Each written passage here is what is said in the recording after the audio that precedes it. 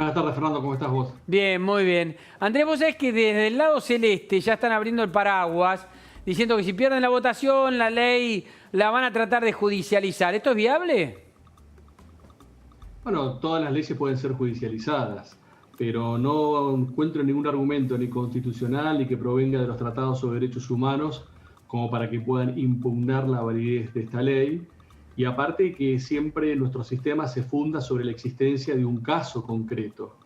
Nuestro sistema no funciona sobre planteos abstractos, contra una ley en abstracto, sino tiene que haber un caso concreto y es muy difícil imaginar cómo ese caso concreto se podría generar, porque ninguna mujer es obligada a interrumpir voluntariamente el embarazo, sino que lo hace o no lo hace en ejercicio de su autonomía. Entonces me es muy difícil imaginar cuándo existiría un caso para plantear la invalidez de esta norma. Podría ser algún médico que lo plantee, pero de la perspectiva del médico, pero no de una perspectiva donde se pudiese tramitar una causa o caso concreto en los términos que en el sistema federal se puede plantear la invalidez de una ley, o de cualquier norma, pero de una ley Sí, especial. yo creo que lo están planteando, está perfecto y es clarísimo lo que vos planteás.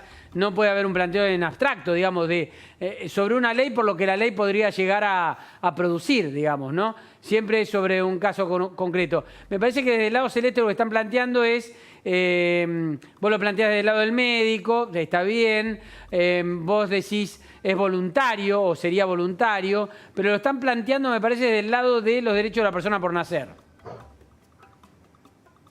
Sí, bueno, pero tendrían que enfocarse en algún caso concreto. Sí.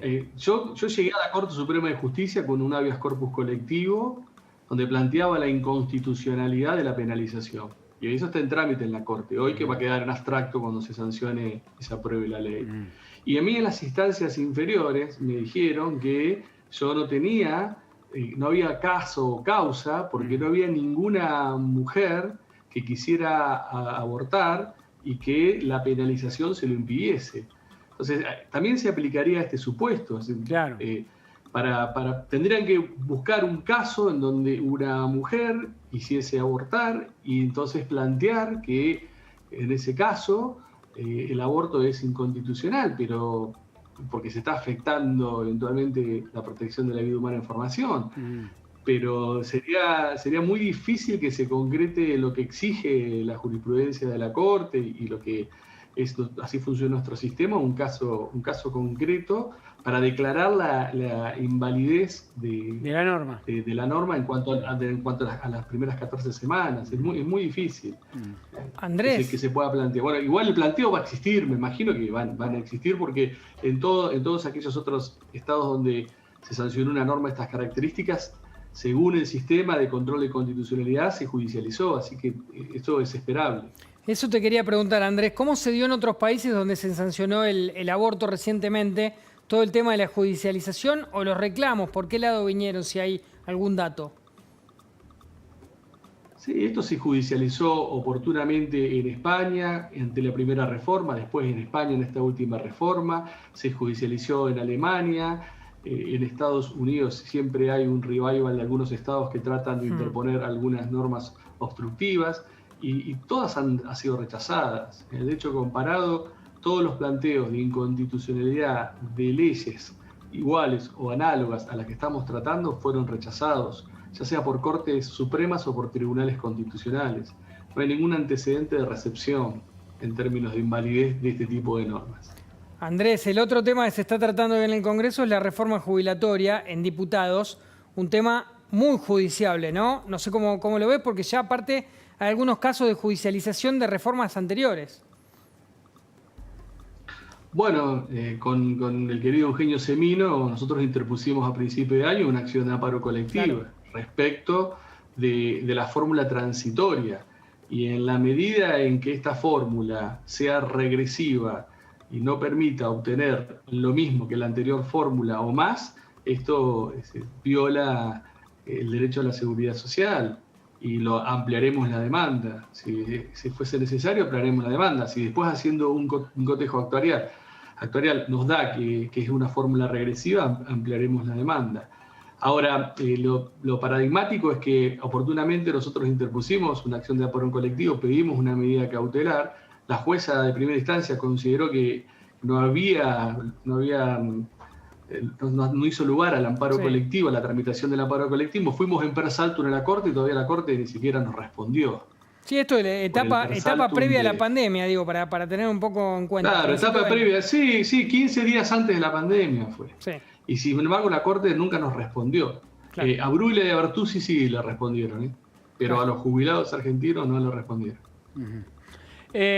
Andrés, ahora, volviendo al tema del aborto, ¿no? ¿Vos crees que es algo que indefectiblemente, sea cual fuera el resultado, bueno, si el resultado es positivo, obviamente ya será ley, pero si el resultado es negativo, ¿crees que es indefectiblemente algo que la sociedad en algún momento va a terminar aprobando, sea ahora, en la próxima, dentro de los años que sea? ¿Que hay una dinámica social que en definitiva va a terminar en ese lugar? Sí, porque en el 2018 se rompió el tabú de la imposibilidad de discutir este tema en la agenda pública. Y en diputados esta vez fue más amplia la votación a favor, y en el Senado hoy está supuestamente en términos favorables. Supongamos que si es desfavorable, hacer por un margen mínimo, y en el próximo intento va a salir. Esto es inevitable que se apruebe, porque se va sedimentando poco a poco en la opinión pública las razones de por qué es necesaria la aprobación, y las nuevas generaciones lo van impulsando, lo van empujando.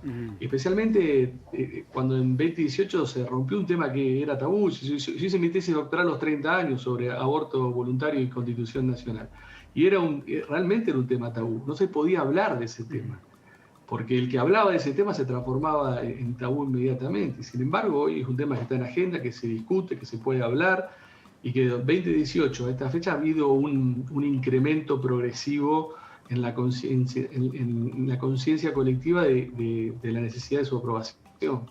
Bueno, en su momento ni siquiera el kirchnerismo, que era el campeón mundial de la ampliación de derechos, lo quiso tratar. Es más, Cristina Kirchner tenía una posición contraria, ¿no? No solo al tema de fondo, al debate tenía una posición contraria.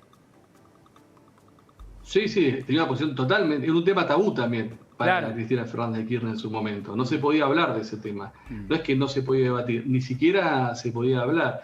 De alguna manera, la puesta en escena que hizo el gobierno de Macri en 2018, más allá que no fue una puesta en escena que apoyara al Ejecutivo, pero fue muy valioso como puesta en escena, hizo que muchas posiciones fueran revisitadas y reelaboradas, entre ellos la actual vicepresidenta.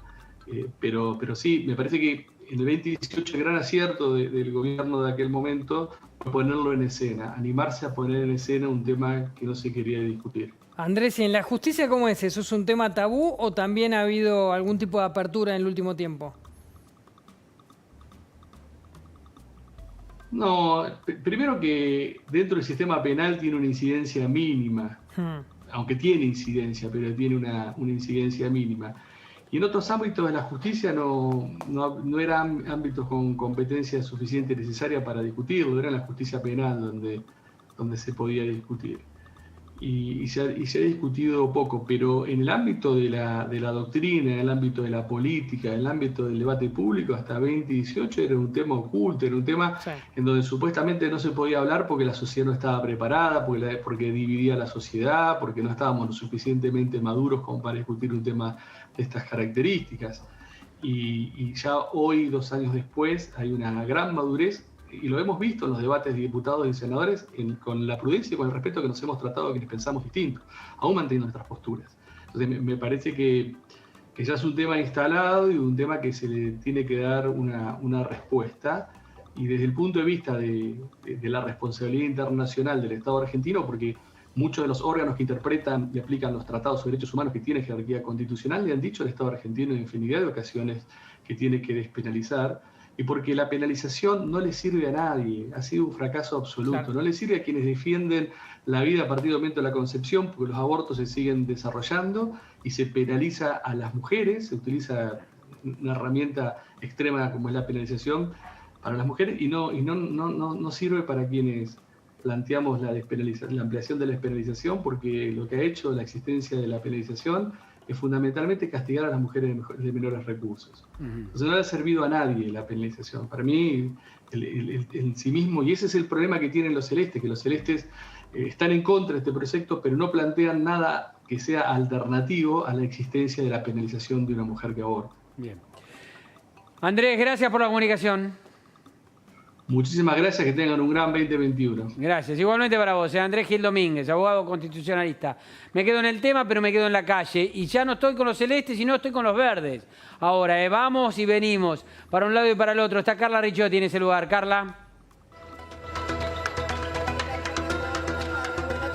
En este caso sobre la avenida Callao, en donde ya desde ayer, cuando veíamos, se estaban montando todos los gazebos de las diferentes organizaciones políticas, sindicales, organizaciones gremiales, organizaciones feministas y las ramas feministas, el ala política feminista de cada una de los gremios y de las organizaciones políticas que veíamos que ya desplegaban las banderas desde ayer alrededor del vallado del Congreso. Bueno, ahora no vamos a decir que hay una gran cantidad de gente, hay bastante gente, sí hay más gente sobre la calle Rivadavia, también donde hay varias carpas, varios gaseos allí. Lo que se espera acá es que, bueno, obviamente ver los discursos a partir de las 4 de la tarde, una sesión que ya han dispuesto todos los oradores, por lo menos, bueno, esta lista que después se irá modificando para sumar o para restar a lo largo de la tarde, pero en principio empezaría. A las 4 de la tarde se espera que por lo menos dure hasta la madrugada, se calculan unas 12, 13 horas de sesión y desde aquí fuera se van a estar siguiendo todos los discursos por las pantallas gigantes que están apostadas a lo largo de la avenida Callao y también a lo largo de la avenida Rivadavia. Por ahora todo está tranquilo, mucho merchandising, como veíamos la última vez, ¿no, Fernando? Cada uno de estos puestos y hasta Corrientes, por lo menos, ofrecen a la venta pañuelos, remeras, vinchas, gomitas para el pelo, hebillitas, de todo lo que te imagines con color verde, con lo que pueda hacer alusión a la consigna del aborto legal. Acá se está vendiendo.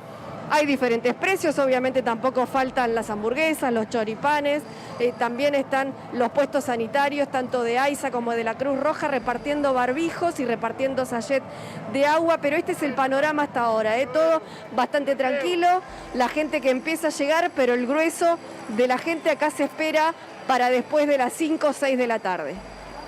Bien, perfecto. Carla, vamos a estar atentos a tu llamado. Ya lo veíamos ayer esto, no se iba montando de a poco. Hoy ya es una feria a full, directamente esperando después de la vigilia durante la madrugada, esperando otra madrugada intensa de debate que se va a dar en el Senado hasta tanto se tenga el resultado. Carla, volvemos en un rato. Dale, hasta luego. Hasta luego.